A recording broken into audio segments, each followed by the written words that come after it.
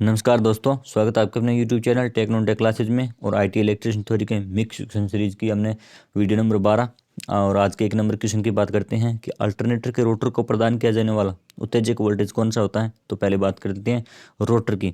तो अल्टरनेटर का रोटर दो प्रकार का होता है, एक होता है सेलियंट पोल टाइप का और दूसरा होता है बेलनाकार रोटर। तो सेलियंट है वो निम्न गति वाला होता है। सेलियंट है पोल टाइप का जो रोटर होता है निम्न गति के लिए काम में लेते हैं, और बेलनाकार है वो उच्च गति के लिए। उच्च गति क्योंकि इसमें पोलों की संख्या वो कम होती है, इसीलिए इसकी गति उच्च होती है, और इसमें पोल ज़्यादा होते हैं तो इसको गति वो निम्न होती है।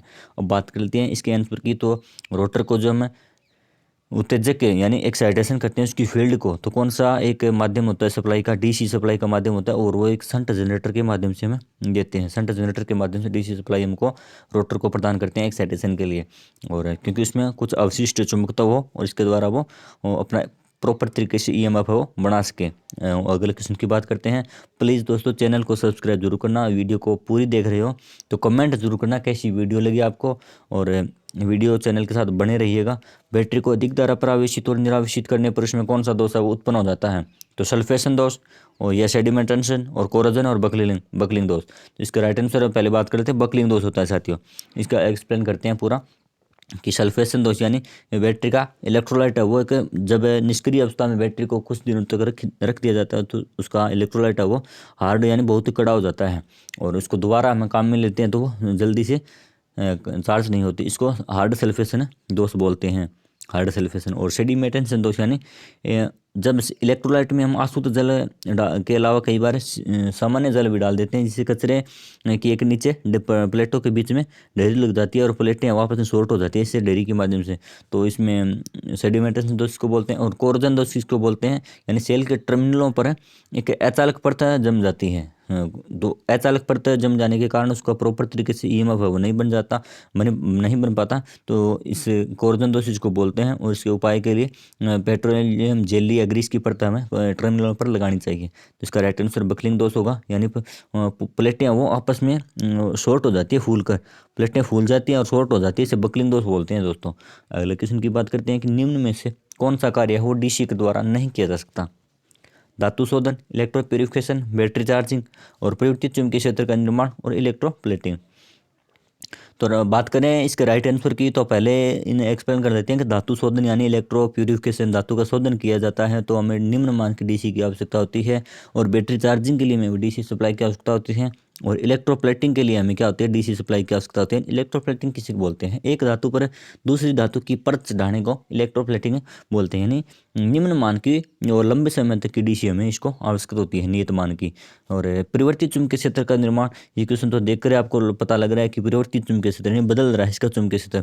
और डीसी का तो क्या चुंबकीय क्षेत्र क्या होता है? डीसी का स्थायी होता है। तो परिवर्तित चुंबकीय क्षेत्र वाला कौन सा होता है? एसी सप्लाई होती है। तो एसी के माध्यम से हम परिवर्तित चुंबकीय क्षेत्र का निर्माण करा पाते हैं, और यही फैराडे का नियम है। और इन्हें नियम ये क्वेश्चन के माध्यम से एक राइट आंसर हो 3 नंबर ऑप्शन होगा। अगले क्वेश्चन की बात करते हैं साथियों। प्लीज़ जी दोस्तों चैनल को सब्सक्राइब जरूर करना दोस्तों। अगर वीडियो और क्वेश्चन आपको अच्छे लगे हो, थोड़ा बहुत भी अगर आपको सीखने को कुछ मिला हो तो प्लीज़ चैनल को सब्सक्राइब जरूर करना। और एक अल्टरनेटर की आउटपुट है वो किस में अंकित की जाती है? यानी अल्टरनेटर की आउटपुट हमसे पूछिए किस में होती है? तो किलोवाट में, एचपी यानी हॉर्स पावर में, और किलो वोल्ट एम्पियर में, और बीएचपी में। तो बात कर लेते हैं इसके राइट आंसर की। केवीए इसका राइट आंसर रहने वाला है, केवीए किलो वोल्ट एम्पियर इसका राइट आंसर होगा दोस्तों। और अगले क्वेश्चन की बात कर लेते हैं। 3 नंबर इसका चौथे क्वेश्चन का 3 नंबर ऑप्शन सही होगा। और पीले धरातल पर काले चिन्ह से किस सुरक्षा चिन्ह को प्रदर्शित किया जाता है? सचेतक चिन्ह है, निषेधात्मक चिन्ह है, सकारात्मक चिन्ह है और सूचनात्मक चिन्ह है। इसके राइट आंसर की बात करें तो पीले धरातल पर त्रिभुजाकार आकृति में काला चिन्ह होता है, इस प्रकार क्रॉस का निशान लगा होता है। इसको सचेतक क्या चेतावनी चिन्ह, वार्निंग चिन्ह इसको बोलते हैं। और निषेधात्मक चिन्ह इन्हें वृत्ताकार होते हैं, ये हमें कुछ कार्य न करने की सलाह देते हैं। और क्रॉस पट्टी होती है इस प्रकार, और लाल रंग की बॉर्डर और क्रॉस पट्टी होती है, और काले रंग का चिन्ह होता है। और सकारात्मक चिन्ह, सकारात्मक यानी नीले धरातल पर सफ़ेद चिन्ह होते हैं। और सूचनात्मक चिन्ह यानी ये हरे धरातल पर सफ़ेद चिन्ह होता है। ये हमें किसी कार्य के प्रति सूचना देते हैं, भी किसी भी चीज़ के प्रति सूचना हमें उपलब्ध करवाते हैं। इसका राइट आंसर सचेत होगा। प्लीज़ दोस्तों चैनल को सब्सक्राइब जरूर करना। वीडियो आपको कैसी लगी कमेंट जरूर करना दोस्तों, और शेयर जरूर करना। और फ्लेमिंग के बाएं हाथ के नियम का प्रयोग किया जाता है किस में? डीसी मोटर में, डीसी जनरेटर में, अल्टरनेटर में और ट्रांसफार्मर में। तो फ्लेमिंग के बाएं हाथ का नियम है वो किस में है? डीसी मोटर में हमें काम में लेते हैं दोस्तों। इसका राइट आंसर डीसी मोटर होगा। और डीसी जनरेटर का हम बात करें तो इसमें दाएं हाथ का नियम है वो प्रयोग किया जाता है, दाएं हाथ का नियम। इसमें बहुत सारे क्वेश्चन आगे भी हम इन पर बात करेंगे। और ट्रांसफार्मर म्यूचुअल इंडक्टेंस के सिद्धांत पर कार्य करता है। और अब बात करते हैं शंट वाइंडिंग किस प्रकार की होती है? शंट फील्ड वाइंडिंग वो मोटे तार अधिक लपेट की होती है, या पतले तार अधिक लपेट की, या मोटे तार कम लपेट की, या पतले तार कम लपेट की होती है। तो बात करें इसके राइट आंसर की, तो शंट फील्ड वाइंडिंग वो पतले तार के अधिक लपेट इस प्रकार होते हैं। इसमें पतले तार की बहुत सारे लपेट होते हैं। और ये जो ऑप्शन है मोटे तार अधिक लपेटती है सीरीज फील्ड वाइंडिंग के लिए, सीरीज फील्ड वाइंडिंग के लिए होता है। सीरीज फील्ड वाइंडिंग में कुछ एक या दो ही टर्न होते हैं दोस्तों। इस प्रकार सीरीज फील्ड वाइंडिंग मोटे तार की कम टर्न की होती है, और शंट फील्डिंग वो पतले तार अधिक लपेट की होती है। बहुत अच्छे क्वेश्चन है दोस्तों। प्रीवियस जितने भी आईटी के एग्जाम हुए हैं, कंपटीशन के एग्जाम, उनमें किसी न किसी रूप में और अलग अलग इनके लैंग्वेज और भाषा, ये जो सदाबहार क्वेश्चन है जो हमेशा ही इनके परीक्षा में आए हुए क्वेश्चन है दोस्तों, हर बार आते हैं और आगे भी आएंगे, देख लेना आप। तो निम्न में से सबसे अधिक विशिष्ट प्रतिरोध है वो किस पदार्थ का है? पित्तल का, लोहे का, जर्मन सिल्वर का, या नाइक्रोम का? तो बात कर लेते हैं विशिष्ट प्रतिरोध का अधिक किसका है। तो विशिष्ट प्रतिरोध निम्न में से इनमें से नाइक्रोम का है। और इसी कारण है वो नाइक्रोम को हम हीटिंग एलिमेंट के रूप में काम लेते हैं, हीटिंग एलिमेंट के रूप में काम लेते हैं इसको, नाइक्रोम को अधिक विशिष्ट प्रतिरोध होने के कारण ही। और अगले क्वेश्चन पर बात कर लेते हैं दोस्तों। 3 ओम, 5 ओम, 6 ओम के 3 प्रतिरोधक समांतर में हैं तो कुल प्रतिरोध हमसे पूछा है कितना होगा। इसके लिए बहुत अच्छा फॉर्मूला है।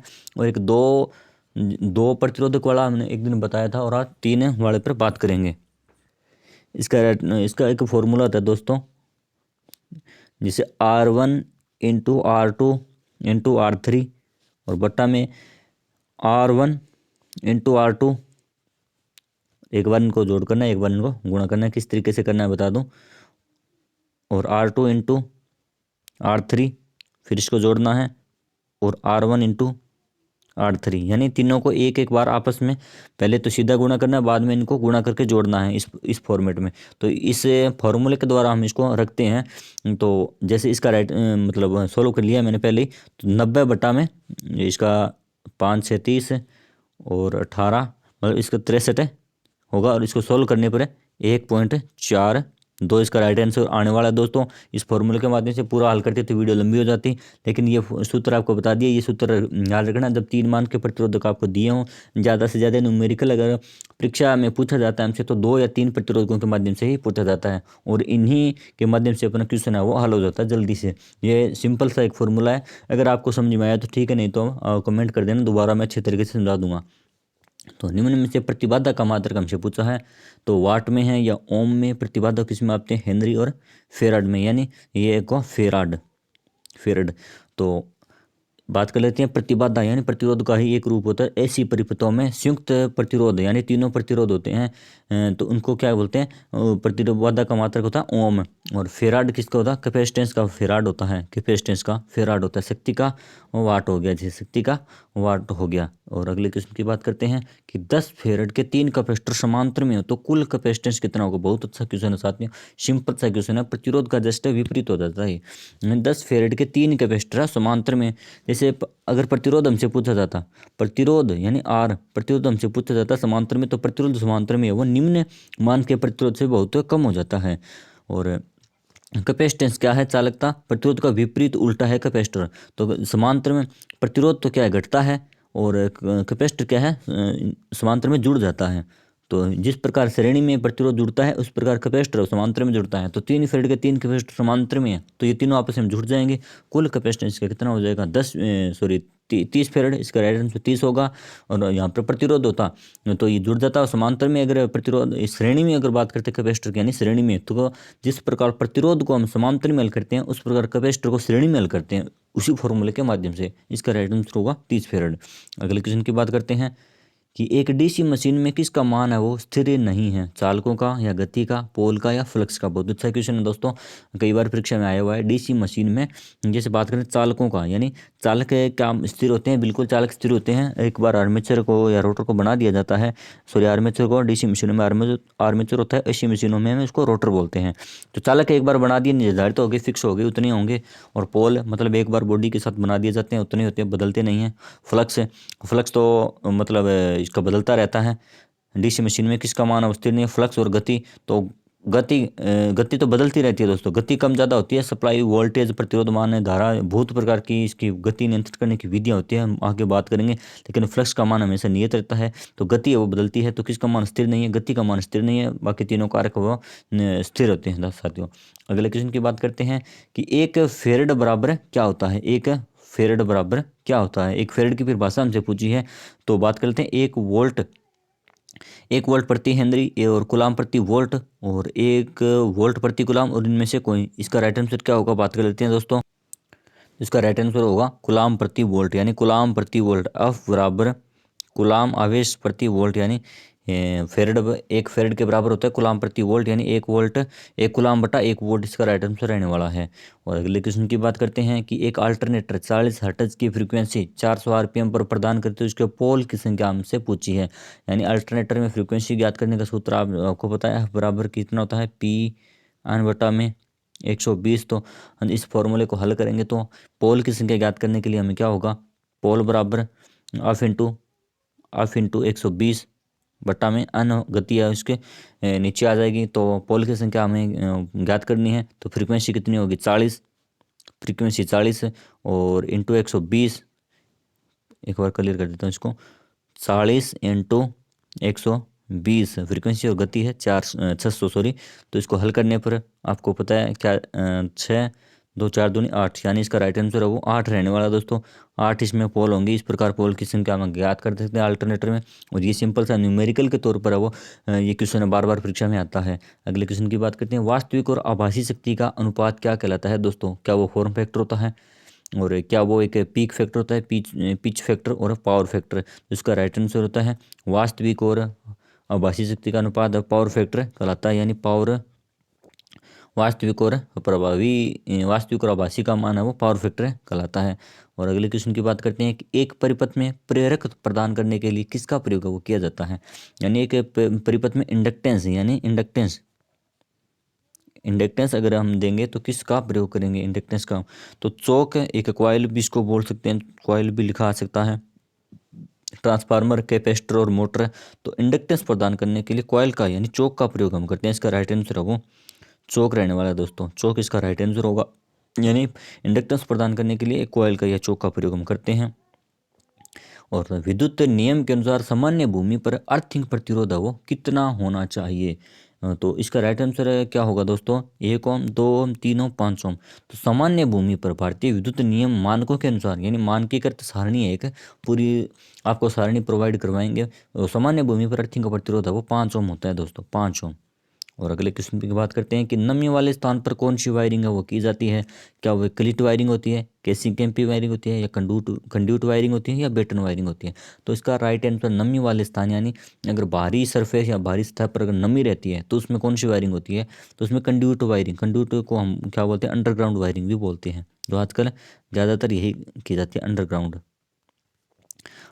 वायरिंग होती है वो कंड्यूट वायरिंग होती है। यानी पीवीसी के पाइप में जो दीवार के अंदर ही लगा दी जाती है, उसकी सतह को ढक दिया जाता है। तो केसिंग कैपिंग, ये जो पीवीसी की पाइपें होती है जो एक पुराने टाइम में की जाती थी केसिंग कैपिंग। और बेटन वायरिंग यानी लकड़ी की बेटन बनी होती है उसमें वायरिंग होती है।